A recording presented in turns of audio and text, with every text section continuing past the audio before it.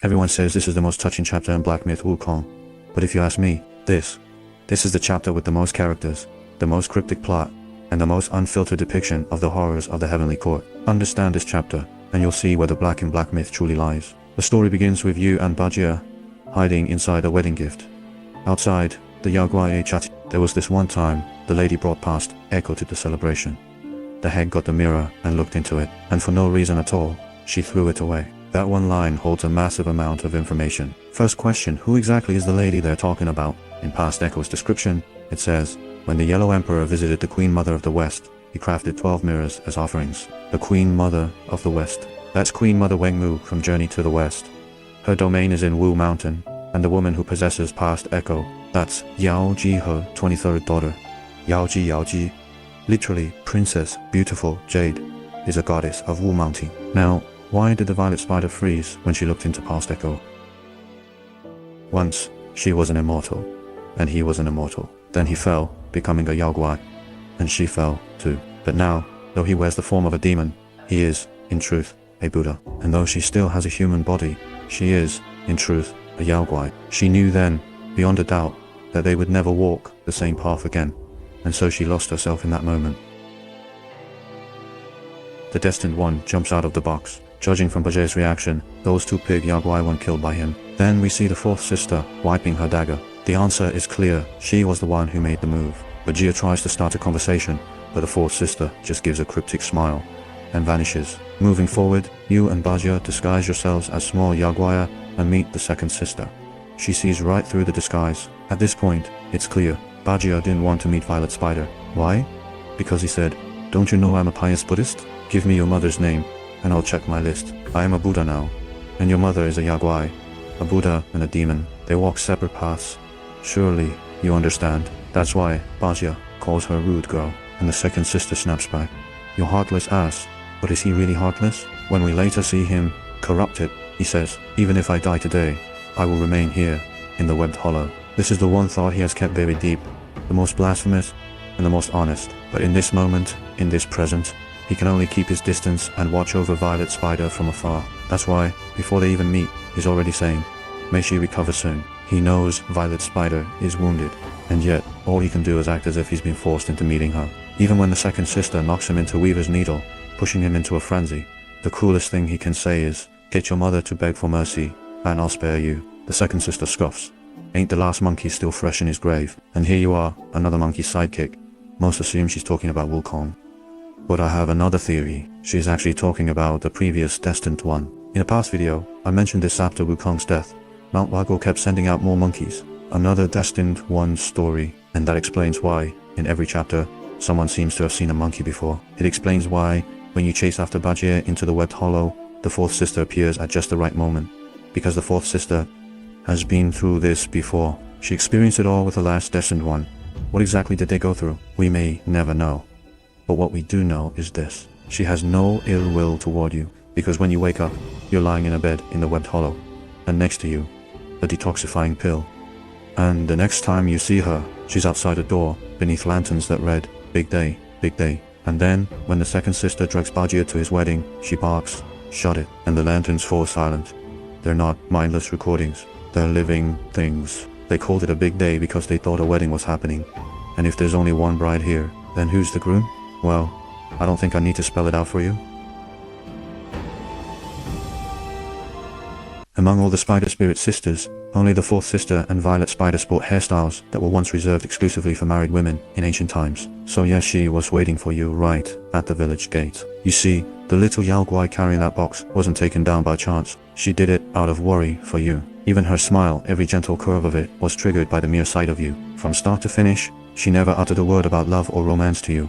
Yet in her heart she had already wedded herself to you and given you everything, even though you remained blissfully unaware. And speaking of treasures, her marital chamber was filled with marvelous things. Among them was a gourd known as the Xiang River Goddess Gourd.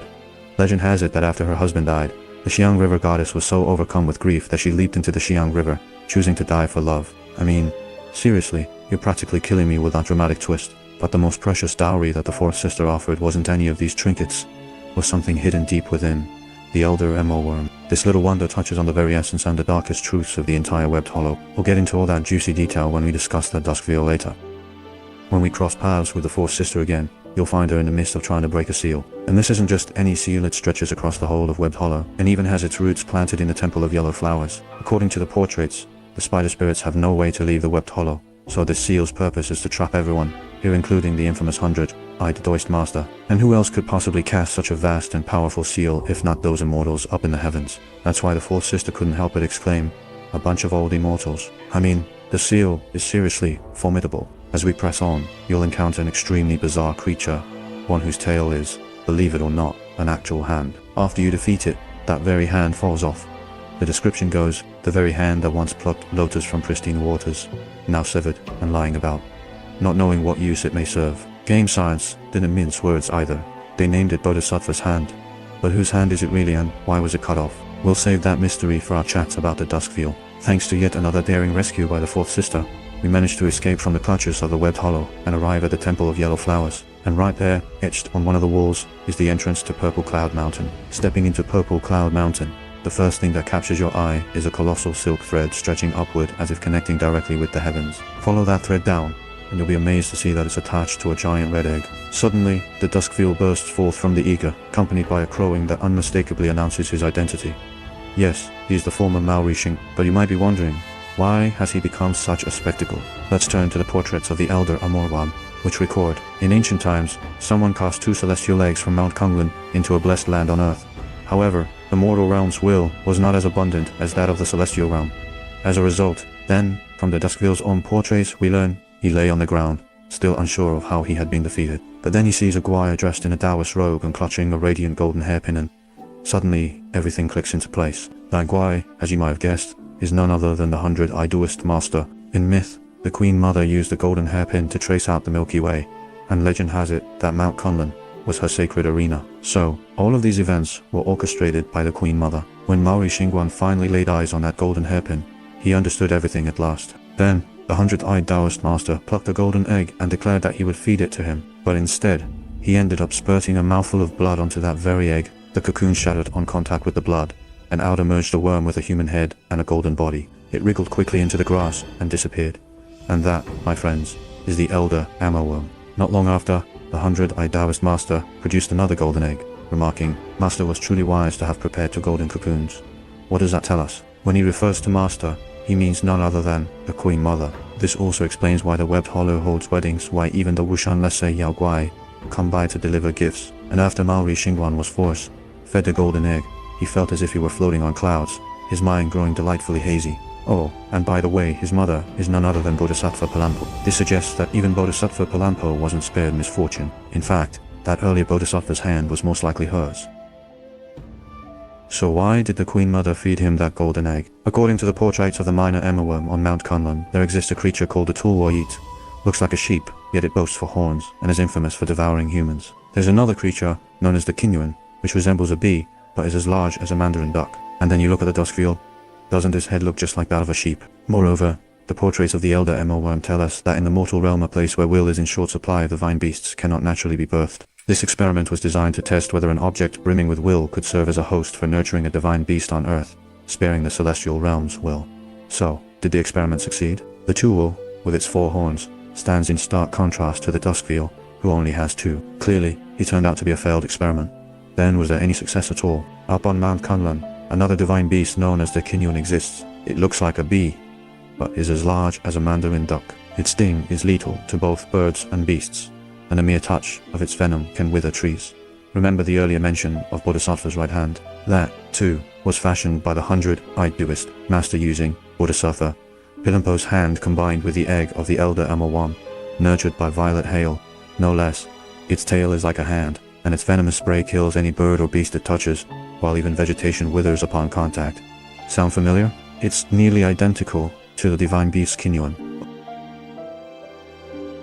Overjoyed by this news, the 100-eyed Doist Master announced at a banquet, "I even tried this on Purple Cloud Mountain, but it failed miserably. My master gave me a good dressing. Down for that one." But even though the experiment failed, the will can be wasted. That's why the silk thread hangs down from the heavens, continuously drawing in will. And it's not just the Duskfield's will that's being sucked up. Inside the Temple of Yellow Flowers, there are the Staff Doist, the Fly, Whisk Doist, and the Sword Doist. According to the portraits, only those who have been properly vetted by their master Those with the highest insight are allowed to learn the sword. Once they have honed their skills, they are taken to Purple Cloud Mountain, where they consume violet hail and transform into Yao Guai. Only by becoming powerful Yao Guai can they eventually produce a mind core, which can be used to craft celestial medicines, and Yao Guai simply possess far more will than ordinary humans. So, have you noticed? This whole process is nothing short of a production line. The 100-eyed Uist master recruits mortals, sifts through them to find the gifted ones, allows their cultivation to mature, and then brings them to Purple Cloud Mountain for the so-called deification. Success means extracting their mind core. Failure means harvesting their will, which is then continuously funneled upward by that silk thread to serve as nourishment in the heavens. This, my friends, is the Queen Mother's very own sweatshop, and the webbed hollow operates in much the same way, as recounted in the portraits of the clawed cocoon. The Jew family of the royal weaving office never relocated. They wove a fabric known as celestial silk, for which nobility and merchants alike clamored. So, if you love it, what do?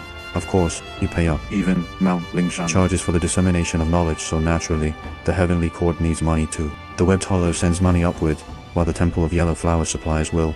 These two super factories belong to the Queen Mother herself, and that's exactly why she set up the seal too. Ensure that the 100-eyed Uist master and the spider spirits are forever bound to this place. Now, here's where things get really interesting. When you finally leave Purple Cloud Mountain to break the last seal, the Supreme Inspector will come after you, and Crane Immortal will accuse you of sabotaging heavenly business. Right now, you might be completely preoccupied with thoughts like the fourth sister is dead. I'm going to storm the heavenly court and shatter the whole of Miraculous Mist. Fuck. But let me drop a bombshell.